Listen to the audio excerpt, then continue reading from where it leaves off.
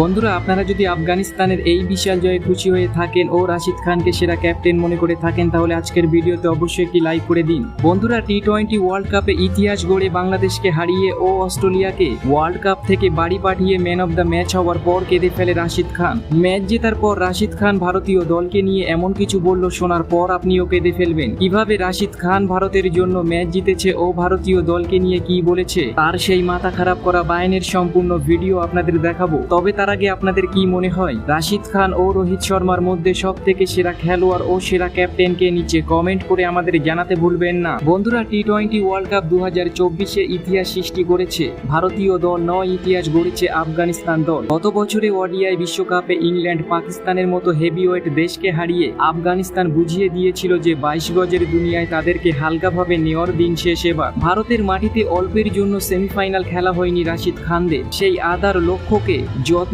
লালন করে টি-20 বিশ্বকাপের মঞ্চে খেলতে এসেছিল আফগানিস্তান। তারা নিউজিল্যান্ডকে গুড়িয়ে বুঝিয়ে দিয়েছিল। এরপর থেকে ধীরে ধীরে কেবল উপরের দিকে উঠেছে তাদের পারফরমেন্সের গ্রাফ। সুপার 8-এর পর্বে অস্ট্রেলিয়াকে হারিয়ে স্বপ্ন পূরণের খুব কাছাকাছি চলে এসেছে তারা। আজ বাংলাদেশের বিরুদ্ধে প্রয়োজন ছিল একটা জয়ে, কিন্তু শেষমেশ দাঁতে দাঁত চেপে লড়াই করে সাফল্য ছিনিয়ে নিল আফগানরা। 10 রানের ব্যবধানে জিতে পা রাখলো সেমিফাইনালে। বন্ধুরা, বাংলাদেশকে হারিয়ে সেমিফাইনালে উঠে রাশিদ খান ভারতীয় দলকে নিয়ে কি বলেছে চলুন দেখে আসা যাক। তিনি তার বায়ানে ভারতীয় দলকে নিয়ে বলেছেন, এটা জিত নয়, এটা সবকিছু। সেমিফাইনালে ওঠার জন্য আমরা কঠোর পরিশ্রম করেছিলাম। এবারের ওয়ার্ল্ড কাপে আমাদের একটাই টার্গেট ছিল প্রতিটি ম্যাচ জেতা ও বড় বড় দলকে হারানো। আমরাও পুরো দুনিয়াকে দেখাতে চাই আমরাও পারি। এবারের টুর্নামেন্টে আমরা অনেক পরিশ্রম করেছি। সব থেকে বেশি ভালো লাগছে অস্ট্রেলিয়ার দলকে হারাতে পেরেছিলাম আমরা। আজকে আমি আরো বেশি খুশি হয়েছি বাংলাদেশের মতো দলকে হারাতে পেরে। বাংলাদেশের বিপক্ষে আমরা ব্যাটিংটা খুব ভালো করতে পারিনি। ব্যাটিং ভালো করতে পারিনি তাতে কি হয়েছে, বোলিং তো ভালো করতে পেরেছি। আর এই সব কিছু করতে পেরেছি ভারতীয় দলের জন্য। তাদের কাছে ম্যাচ হারার পর আমরা অনেক কিছু শিখেছি, আমাদের ভুলগুলো সংশোধন করে নিয়েছি।